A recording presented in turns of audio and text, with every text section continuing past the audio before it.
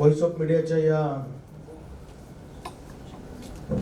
आजच्या या शूर सरदारांचा सत्कार या कार्यक्रमाच्या निमित्तानं या विचार मंचावर उपस्थित असलेले आयुष्यमान भारत समितीचे राज्याचे प्रमुख आणि मुख्यमंत्री सहायता निधीचे महाराष्ट्राचे माजी प्रमुख माननीय ओम प्रकाश शेटे साहेब की ज्यांनी आरोग्य क्षेत्रामध्ये प्रचंड काम केलं आणि लाखो रुग्णांचा जीव वाचवण्याचं काम केलं. आरोग्य विभागाचे किंवा आरोग्यासाठी ते देवदूत म्हणून ज्यांना ओळखतात ते ओम प्रकाश शेटे साहेब, चिंचोळकर साहेब, आमचे जोशी काका, आमचे चेतनजी बंडेवार, व्हॉइस ऑफ मीडियाचे प्रदेशाध्यक्ष अनिलजी मस्के साहेब आणि तुम्हाला आम्हाला सगळ्यांना ज्यांनी या ठिकाणी एकत्रित केलं ते आपले व्हॉइस ऑफ मीडियाचे संस्थापक सन्माननीय संदीप काळे सर.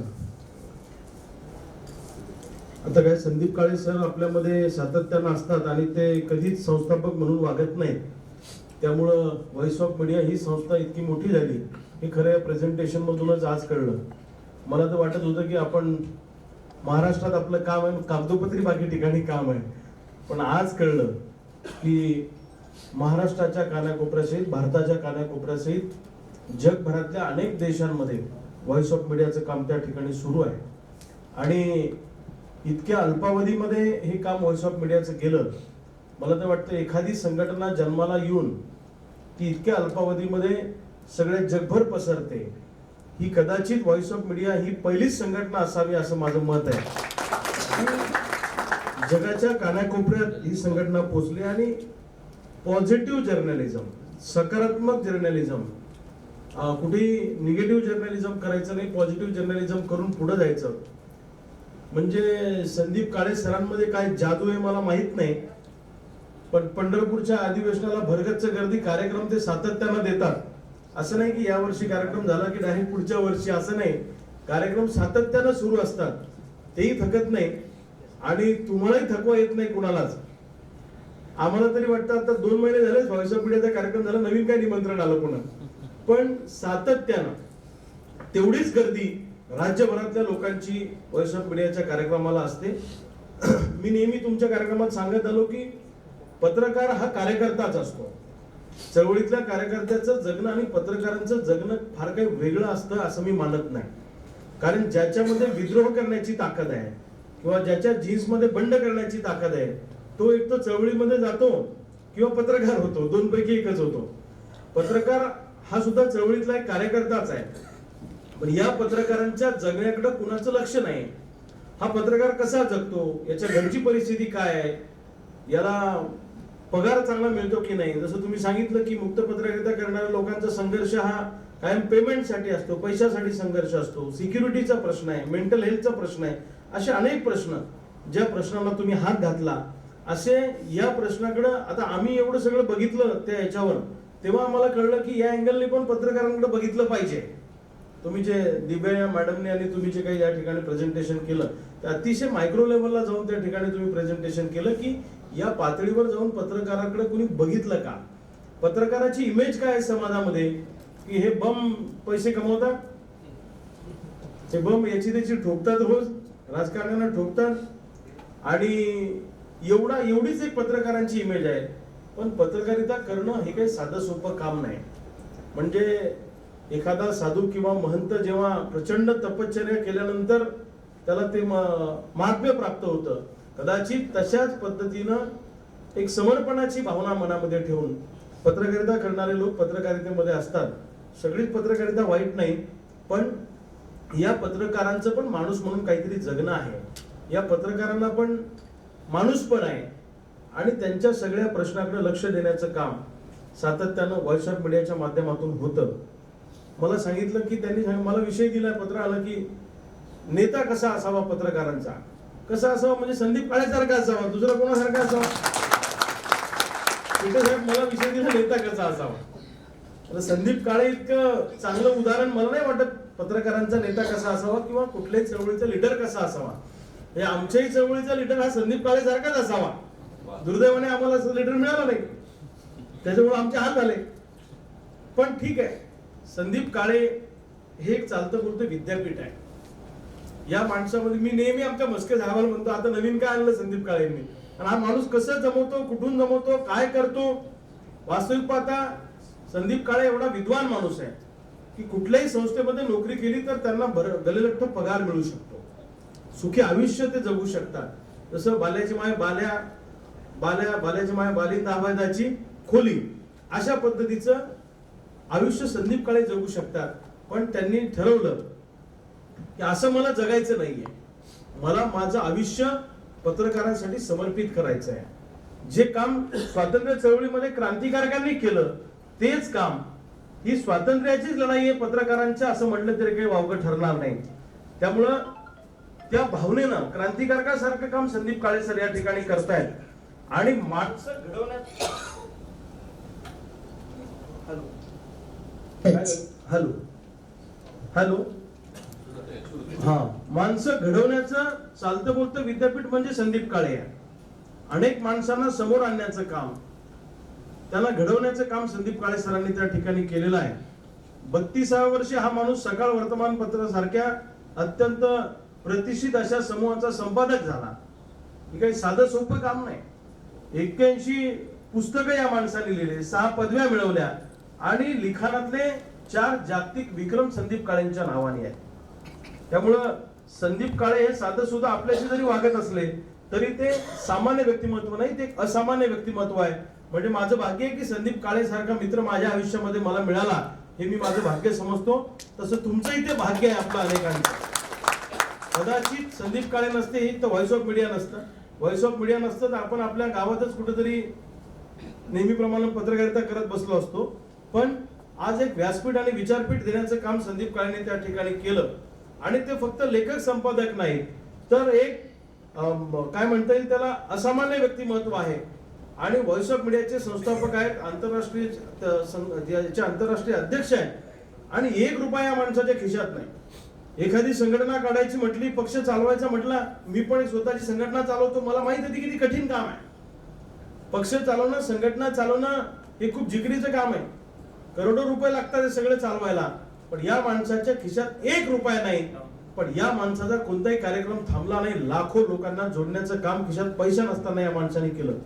संदीप काळेंच्या अकाउंट मध्ये किती बँक बॅलन्स आहे मला माहित नाही, पण महाराष्ट्राच्या कानाकोपऱ्यात, देशाच्या आणि जगाच्या कानाकोपऱ्यात व्हॉइस ऑफ मीडियाच्या माध्यमातून जी लोक जोडल्या गेली ही खऱ्या अर्थानं संदीप काळेंची संपत्ती आहे असं म्हटलं तरी काही वावगं ठरणार नाही. संदीप काळेंची प्रॉपर्टी काय तर संदीप काळेंच्या सातबाऱ्यावर ओमप्रकाश शेटे साहेबांसारखा माणूस आहे, संदीप काळेंच्या सातबाऱ्यावर जोशी काकांसारखा माणूस आहे, संदीप काळेंच्या सातबाऱ्यावर श्रीकांत भारतीयांसारखा माणूस आहे, आणि संदीप काळेंच्या सातबाऱ्यावर आमचा अनिल म्हस्के सारखा माणूस आहे.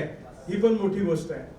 वेगळ्या वेगळ्या प्रकारची माणसं समाजामध्ये, ज्या माणसांचे एक अनन्यसाधारण महत्व आहे, ही माणसं संदीप काळे या माणसाच्या शब्दावर जीव द्यायला सुद्धा तयार होतात. लक्षात ठेवा, ही खऱ्या अर्थानं संपत्ती आहे. ज्याला आयुष्यात पैसा मिळवता आला नाही त्याला माणसं मिळवता आली पाहिजे. आणि ते काम खऱ्या अर्थानं संदीप काळेंनी त्यांच्या आयुष्यामध्ये केलेलं आहे. त्यामुळं हे कशामुळे शक्य झालं? नेता किंवा लीडर हा कसा बनतो? नेता किंवा लीडर हा प्रचंड आचारसंहिता पाळावी लागते नेतृत्व करणाऱ्या माणसाला. स्वच्छ निष्ठा, जिद्द आणि उत्कट भाव हा संदीप काळेंमध्ये मला सातत्यानं दिसतो. आणि प्रेरणेचा ज्वाज्वल्य दीप म्हणजे संदीप काळे आहे. लक्षात घ्या, या माणसामध्ये एक वेगळंच रसायन आहे की कोणत्या मुहूर्तावर जन्माला आले माहित नाही.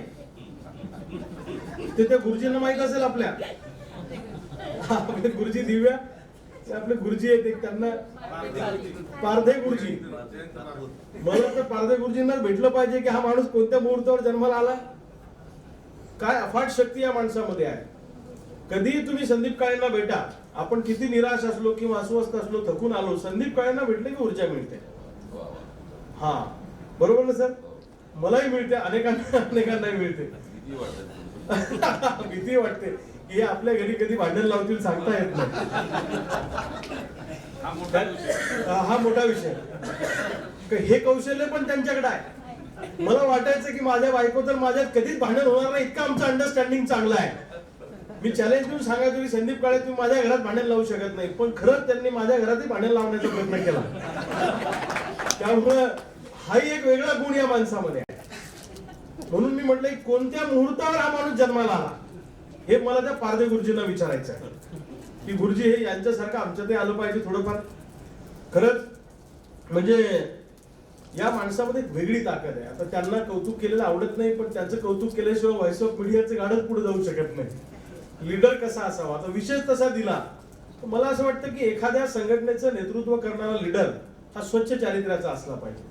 त्याचं इंटेन्शन खूप स्वच्छ असलं पाहिजे कुठली गोष्ट करताना. संदीप काळेंचं इंटेन्शन MLC घेणे नाहीये. संदीप काळेंचं इंटेन्शन मंत्री होणे नाहीये. संदीप काळेंचं इंटेन्शन महामंडळाचा अध्यक्ष होणे नाहीये. म्हणजे आता दिव्यांनी प्रेझेंटेशन करताना सांगितलं की महामंडळाच्या प्रश्नावर पण आम्ही काम केलं, सरकारला सांगितलं की कॉर्पोरेशन तयार करा. पण संदीप काळेंनी प्रस्ताव सरकारला देताना त्या महामंडळाचा अध्यक्ष मला करा असं नाही दिलं, स्वतःला आपल्या सहकार्याचं नाव दिलं. तिथं अनिल मस्केंचं नाव देऊन सांगितलं की यांना महामंडळाचा अध्यक्ष करा. हा प्रस्ताव संदीप काळेंनी दिला. खूप मोठं मन लागतंय सगळं करायला, आणि असाच माणूस नेतृत्व करू शकतो, लक्षात ठेवा. नाहीतर नेतृत्व करणाऱ्या माणसाने सगळं मलाच पाहिजे, हेही मला पाहिजे, तेही मला पाहिजे. त्याचा हेतू जर का स्वच्छ नसेल, त्याचं इंटेन्शन जर का क्लिअर नसेल, तर मला असं वाटतं की ती संघटना फार काळ टिकू शकत नाही. त्या संघटनेचं आयुष्य फार काळ नसतं, आणि ही चांगली चांगली माणसं त्या संघटनेमध्ये येऊ शकत नाही. व्हॉइस ऑफ मीडियाचा मी पण संस्थापक सदस्य आहे, पण म्हणजे हा आमच्या संघटनेचे कार्यक्रम कमी होतात. आता मी क्रांतिकारी शेतकरी संघटना नावाची संघटना चालवतो. आमचे कार्यक्रम कमी होतात, पण जास्तीत जास्त उपस्थिती व्हॉइस ऑफ मीडियात असते आमची. इतके कार्यक्रम संदीप सरांचे असतात. तर मला असं वाटतं की समर्पणाची भावना त्या माणसामध्ये आहे, प्रचंड समर्पण आहे. स्वतःच्या परिवाराकडे लक्ष नाही, आणि सगळ्यात महत्वाची गोष्ट स्वतःची प्रॉपर्टी त्यांनी व्हॉइस ऑफ मीडियासाठी दान केलेली आहे. ही सगळ्यात महत्वाची गोष्ट आहे. आजकाल माझ्या घरातला 1 रुपया खर्च नाही झाला पाहिजे, पण तिकडून काही घरात येतं का अशी भावना जपणारे अनेक नेते आहेत. पण हा नेता असा आहे की माझं जे काही आता घरादारातलं सगळं आहे की मला व्हॉइस ऑफ मीडिया या संस्थेसाठी समर्पित करायचं आहे, अर्पण करायचं आहे. इतका चांगला नेता पत्रकारांना, कारण पत्रकारांना एकत्रित करणं साधं काम नाहीये. तुम्ही लय खतरनाक लोक आहे पत्रकार लोक. अहो, एका गावातले 10 पत्रकार एका ठिकाणी नसतात. संदीप काळेंनी ती जादू करून दाखवली की सगळ्या पत्रकारांना संघटित केलं. पत्रकारांच्या पण वेगळ्या वेगळ्या संघटना आहेत, म्हणून काय त्या संघटनांची स्पर्धा केली नाही, किंवा त्या संघटनेला कुठं वाईट म्हटलं नाही. पण हे सगळं करताना त्याही संघटनेच्या बद्दल आपल्या मनामध्ये चांगली भावना असली पाहिजे, हे त्यांच्या बोलण्यातून सातत्यानं जोशी काका आपल्याला जाणवतं. कधीच या माणसानं असं म्हटलं नाही की ती संघटना कमी झाली पाहिजे आणि माझी संघटना वाढली पाहिजे. मैं तो अकेला ही निकला था जाने में मंजिल, मगर लोग आते गए और कारवा बनता गया. हा शेर फक्त संदीप काळेंसाठी लागू होऊ शकतो. मी एकटा निघालो आणि हा प्रचंड मोठा कारवा त्या ठिकाणी तयार झाला. नेतृत्व करणाऱ्या माणसाचं मी सांगितलं की स्वच्छ चारित्र्य असलं पाहिजे, समर्पणाची भावना असली पाहिजे, जिद्द असली पाहिजे, चिकाटी असली पाहिजे. आणि सगळ्यात महत्वाचं मला या माणसाकडे जर काय जाणवत असेल, पैसे काहीच नाही ना, पण कार्यक्रम सगळे 5 स्टार आणि 3 स्टारलाच होतात. ही एक वेगळी जादू आहे. आम्हाला एखादं शिबिर घ्यायचं म्हटलं किंवा एखादा कार्यक्रम घ्यायचा म्हटलं संकट पडतं, आता सगळा खर्च उभा कसा करायचा. पण हा माणूस चालता बोलता सगळ्या गोष्टी करून टाकतो, आणि कुठेही त्यांच्या चेहऱ्यावर त्याचं हे नसतं, ताण नसतो. त्याला करायचं कसं, हे चालवायचं कसं, हे अजिबात नाही. त्यामुळं एक वेगळा गुण या माणसामध्ये आहे, आणि नेतृत्व करणारा माणूस खूप संवेदनशील लागतो. संदीप काळे सरांचे सकाळमधले पूर्वीचे लेख, किंवा आता महासागरमध्ये, आता ते महासागर मीडिया प्रमुखाचे समूह संपादक आहेत, मुख्य समूह संपादक आहेत. त्यांचं जे काय वेगळ्या वेगळ्या भाषांमध्ये पण त्यांचे अग्रलेख येतात. कुठेही गेलं की त्यांना एखाद्या माणसामध्ये वेगळेपण दिसतं. ते वेगळेपण समाजासमोर आणलंच पाहिजे. कुणी एखादा अनाथांची संस्था चालवत असेल, संदीप काळेंची भेट झाली असेल, तर त्यांनी त्याच्यावर अग्रलेख लिहिलाय म्हणजे त्याच्या अकाउंटला 10-20 लाख रुपये जमा झाले म्हणून समजा समोरच्या संदीप काळेंच्या अग्रलेखामध्ये. ही ताकद या माणसामध्ये आहे. म्हणजे स्वतः हे सगळं करताना इतरांचं सुद्धा भलं झालं पाहिजे ही भावना त्यांच्या मनामध्ये आहे. मला असं वाटतं असं नेतृत्व मिळूच शकत नाही संघटना चालवताना. इतकं चांगलं नेतृत्व आपल्याला मिळालेलं आहे. या नेतृत्वाला जपणं ही तुमची आमची जबाबदारी आहे, हे तुमचं आमचं काम आहे. नाहीतर संदीप काळे में जादू आहे, ते काही साऊथचे हिरो नाही. दिसायला जरी असले तसे तरी काही एक फाइट मध्ये 10 लोगों की नाही गिराते हो, पण नाही तर आपल्याला काय वाटेल कर लेते हो, पण त्यांना जपणं ही तुमची आमची जबाबदारी लक्षात ठेवा. त्यामुळं या माणसाला ताकद दिली पाहिजे, या माणसाला हिंमत दिली पाहिजे, या माणसाच्या पाठीशी सगळ्यांनी ताकदीनं उभं राहिलं पाहिजे. फक्त पत्रकारांनीच नाही तर समाजातल्या प्रत्येक घटकाने उभं राहिलं पाहिजे, हे मानणारा मी एक कार्यकर्ता आहे. आणि मी 100% सांगतो, व्हॉइस ऑफ मीडियाला विचारात घेतल्याशिवाय काही वर्षानंतर, काही दिवसानंतर महाराष्ट्रातलं सरकार सुद्धा अनेक निर्णय घेऊ शकणार नाही असा माझा दावा आहे. एवढं मोठं संघटन व्हॉइस ऑफ मीडियाचं या ठिकाणी आहे. अहो, एवढी मोठी संघटना चालवली असती दुसऱ्यांना तर रोज मंत्रालयात पडलेला राहिला असता माणूस मुख्यमंत्र्याकडे. पण हा माणूस ना मुख्यमंत्र्याला भेटत ना बाकी कोणाला भेटत, आपल्या शिष्टमंडळाला पाठवणार आणि त्यांचा शब्द टाळेल असा माणूस नाही संदीप काळेंसारखा. त्यामुळं अशा माणसाला जपण्याचं काम आपण समाजातल्या सगळ्या लोकांनी केलं पाहिजे. त्यामुळं वृक्ष नाही, वेल नाही, रोप नाही, कोंब नाही. वृक्ष नाही, वेल नाही, रोप नाही, कोंब नाही. पावसाळे संपल्यानं पावसाचा थेंब नाही. हे कसे मुरदाड पक्षी, ही कशी लाचार गुंगी. रान सारे पेटले पण एक साधी बोंब नाही. ही बोंब ठोकण्याचं काम या देशाच्या कान्याकोपऱ्यामध्ये व्हॉइस ऑफ मीडियाने केलेलं आहे पत्रकारांची. त्यामुळं पत्रकारांना सुद्धा समाजामध्ये प्रतिष्ठा असली पाहिजे. पत्रकार सुद्धा समाजातला एक प्रतिष्ठित घटक आहे, ही भावना व्हॉइस ऑफ मीडियाने निर्माण केलेली आहे. आणि पत्रकाराला स्वतःचे अधिकार असतात, त्याला स्वतःचे हक्क असतात, त्याचं एक जगणं असतं. इथिकल पत्रकारितेच्या दिशेनं व्हॉइस ऑफ मीडियानं पत्रकारितेचा प्रवास सुरू केला. काही पत्रकारांना असं वाटलं असेल काही वर्ष इथिकल पत्रकारिता केली, आता इथिकल पत्रकारिता करून काही मिळत नाही, मग घ्या जुगाडू पत्रकारिता करून. पण तेव्हा व्हॉइस ऑफ मीडिया आला आणि सांगितलं की नाही, इथिकल पत्रकारिता हाच आपला पत्रकारितेचा धर्म आणि मार्ग आहे.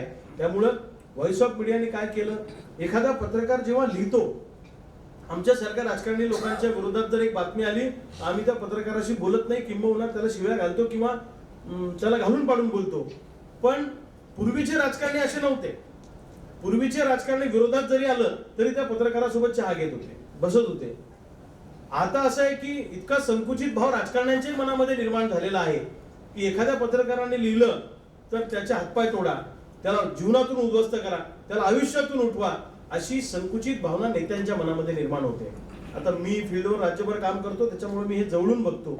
पण व्हॉइस ऑफ मीडियाने सांगितलं की तू एकटा नाहीयेस, तुझ्यासोबत महाराष्ट्रातली सगळी पत्रकारिता उभी आहे. म्हणून त्या पत्रकाराला हिंमत आली. लिखाणाला जी हिंमत असते, आपण सगळं करतो पण कुणाचं तरी पाठबळ लागतं, तर हे पाठबळ व्हॉइस ऑफ मीडियाने त्या ठिकाणी दिलेलं आहे. आणि मला असं वाटतं की तुम्ही आम्ही सगळे सामान्य घरातले लोक आहोत. मला नाही वाटत या कोणी टाटा बिर्ला अंबानीच्या नात्यातलं कोणी इथं आला असेल.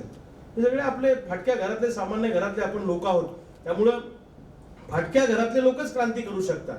तुम्ही स्वातंत्र्याच्या चळवळीमध्ये जर का बघितलं असेल तर स्वातंत्र्याच्या चळवळीमध्ये मोठ्या घरातले कोणी नव्हते, ते घराचे दरवाजे बंद करून घरात झोपले होते. हे आपले गोरगरीब जनता सगळी खेड्यापाड्यातली ही स्वातंत्र्याच्या चळवळीमध्ये होती. त्यामुळं आता ही व्हॉइस ऑफ मीडियाची चळवळ ही स्वातंत्र्याची चळवळ आहे, पत्रकारांच्या हक्काची चळवळ आहे, आर्थिक स्वातंत्र्याची चळवळ आहे असं मला वाटतं. आणि इथं जमलेला प्रत्येक जण त्यांनी शूर सरदार म्हटलंय. प्रत्येकाला लक्षात ठेवा, ज्यांनी ज्यांनी अधिवेशन सक्सेस केलं त्याला शूर सरदार म्हटलंय, म्हणजे त्याला क्रांतिकारक म्हटलंय. आपल्याला क्रांतिकारकासारखं जगायचंय. तुम्ही किती दिवस जगले याला महत्व नाही, तुम्ही कसे जगले याला महत्व आहे. ही गोष्ट लक्षात ठेवा. एखादा माणूस जेव्हा आपल्यातून निघून जातो, त्याची बातमी जेव्हा आपल्या कानावर येते आणि पहिल्यांदा आपल्या तोंडातली जी किंवा मनातली जी प्रतिक्रिया असते ना, ती खरी श्रद्धांजली असते. अमुक अमुक माणूस गेला, अरे वाईट झालं, जोशी काका तुम्ही मला बातमी दिली, हे वाईट झालं, माझ्या घरात चूल पेटणार नाही, ही खरी श्रद्धांजली. बाकी हॉल मधल्या श्रद्धांजल्या खोट्या. ते सगळं मग औपचारिक असतं सगळं. अमुक अमुक माणूस गेला, माझ्या घरात चूल पेटणार नाही, समजून घ्या आयुष्यभर हा माणूस चांगला वागला. अमुक अमुक माणूस गेला, तो जिवंत होता अजून, तो लय आगाऊ होता, लय काड्या करत होता, समजून घ्या यानं बोट घालायचेच कार्यक्रम केले. म्हणून सांगायचं तात्पर्य असं की आयुष्यामध्ये तुम्ही किती जगले यापेक्षा तुम्ही कसेच जगले, आणि स्वतःसाठी जगण्यापेक्षा लोकांसाठी काय आपण जगतो. मी नेहमी माझ्या भाषणात सांगतो की सामान्य माणसाच्या दृष्टीनं मृत्यू हा आयुष्याचा शेवट आहे, पण हे खरं नाही. मग खरं काय, तुमच्यातली प्रतिभा, तुमच्यातलं स्किल, तुमच्यातलं अंगभूत कौशल्य याचा वापर न होणं अथवा न करणं ते मृत्यूपेक्षाही भयानक आहे. तुमच्यामध्ये असलेल्या स्किलचा वापर झाला पाहिजे, तुमच्यामध्ये असलेल्या अंगभूत कौशल्याचा वापर झाला पाहिजे, आणि त्याला व्यासपीठ उपलब्ध करून दिलं व्हॉइस ऑफ मीडियाने. लक्षात ठेवा. तुम्हाला वाटत असेल आपल्यासाठी एखादी संघटना असली पाहिजे होती, आपला कुणीतरी दखल घेतली पाहिजे, आपल्याबद्दल कुणीतरी बोललं पाहिजे. जेव्हा संदीप काळे सरांनी, ओमप्रकाश शेटे साहेब मला गाडी दिली बुलढाण्यातल्या पत्रकारांनी, तुम्हाला खोटं वाटेल दिव्या मॅडम, तुम्हाला माहित आहे बुलढाण्यातल्या पत्रकारांनी पुढाकार घेऊन मला इनोवा गाडी गिफ्ट केली राज्यभर चळवळीमध्ये काम करायला. ओमप्रकाश शेटे साहेब आणि संदीप काळे सर त्या कार्यक्रमाला होते बुलढाण्यामध्ये. अशी घटना होऊ शकते? म्हणजे जिकडं तिकडं अंधार दिसतोय, जिकडं तिकडं व्यभिचार दिसतोय, भ्रष्टाचार दिसतोय, काळोख दिसतोय, अशा याच्यामध्ये सुद्धा चांगल्या घटना ह्या सुखावणाऱ्या आहेत. मला गाडी दिली याचा मला आनंद नाही, पण ती पत्रकारांनी दिली याचा मला आनंद आहे. मी शेटे साहेब, मी आयुष्यात 1 रुपयाची कधी जाहिरात दिली नाही. मी पत्रकाराला कधी जेवण देत नाही. कधी गरज पडली तर मी यांना डिझेलला पैसे मागतो. म्हणजे मी बी संदीप काळेच्या मागमागच आहे ना. माझ्या खिशात काही नाही तरी मी मेळ बसवतोच, कसं का होईना फिरतोच महाराष्ट्रभर. तर सांगायचं तात्पर्य असं की आपल्याकडे काही नसताना सुद्धा हे उभं करणं हे संदीप काळेंकडून आम्हाला शिकायला मिळालेलं आहे. त्यामुळं तुम्ही प्रत्येक जण व्हॉइस ऑफ मीडियाचा लीडर आहे. फक्त एकटे संदीप काळे तुमचे लीडर नाही, तर तुम्हालाही तुमच्या तालुक्याचं नेतृत्व करायचंय, तुम्हालाही तुमच्या जिल्ह्याचं नेतृत्व करायचंय. फक्त तुम्हाला एक विनंती आहे, जितके संदीप काळे व्हॉइस ऑफ मीडियाच्या बाबतीत सिरियस आहेत त्याच्या दुप्पट तुम्ही सिरियस असले पाहिजे, असं माझं मत आहे व्हॉइस ऑफ मीडियाच्या बाबतीमध्ये. नाही बोलावलं बा, जावं लागते बा म्हणून चाललो बा असं नाही. तसं बुलढाण्यामध्ये आमच्या पत्रकार मंडळींनी 400 लोकांचा विमा काढला, हेल्थचा. 400 ना, 400 लोकांचा विमा काढला. त्याचा पायंडा असा पडला की महाराष्ट्रभर व्हॉइस ऑफ मीडियाने 5000 लोक पत्रकारांचा विमा काढला. मोठी गोष्ट आहे. पत्रकारांचं जगणं खूप महत्वाचं आहे. त्यामुळे मला असं वाटतं की व्हॉइस ऑफ मीडियामुळे कोणताही राजकारणी पत्रकारांकडे वाकड्या नजरेने बघणार नाही, किंबहुना पत्रकारांचं जगणं म्हणून पण मान्य आम्ही म्हणजे करू. आणि मानवतावादी दृष्टिकोनातून पत्रकाराकडे व्हॉइस ऑफ मीडियाच्या माध्यमातून बघितलं जाईल. तर संदीप काळे सरांचं मी मनापासून अभिनंदन करतो. आणि मला माझी पण संघटना आहे, तर मी त्यांच्याकडून अनेक टिप्स घेण्याचा प्रयत्न करीन की संघटना कशी चालवायची. मला सगळा मेळ तुम्ही कसा लावता, ते सगळं गप्पा मारतात पण ते मेळ कसा लावतात ते काही सांगत नाही, सांगतच नाही. बाकी काय, बाकी सगळं गप्पा मारतील, इकडं तिकडं सगळं बोलतील, पण हे बाकी कसं चालवतात हे ते काही सांगत नाही. तर याचं जे काही तंत्र मंत्र जंत्र त्यांच्याकडे असेल तोही घेण्याचा मी प्रयत्न करीन. मी संदीप काळे सरांना शुभेच्छा देतो. त्यानंतर ज्या ज्या पत्रकार बांधवांनी, आपल्या क्रांतिकारकांनी पंढरपूरचं अधिवेशन सक्सेस केलं, त्या शूर सरदारांचा मनापासून अभिनंदन करतो, त्यांचं स्वागत करतो. आणि अशाच पद्धतीनं आता पंढरपूरला झालं, दिल्लीला सुद्धा एक धडक आपल्या व्हॉइस ऑफ मीडियाची ताकदीनं आपण दिली पाहिजे असं मला वाटतं. आता महाराष्ट्र काबीज करणं काही मोठी गोष्ट नाही. आज ठरवलं तर 4 दिवसात तुम्ही महाराष्ट्रात कुठेही मोठा कार्यक्रम घेऊ शकता, पण दिल्लीत पण एक मोठं अधिवेशन पत्रकारांचं झालं पाहिजे. आणि त्याच्यासाठी व्हॉइस ऑफ मीडियाचा डायरेक्टर या नात्यानं, कार्यकर्ता या नात्यानं जे जे करता येईल ते करण्याचा प्रयत्न मी करीन.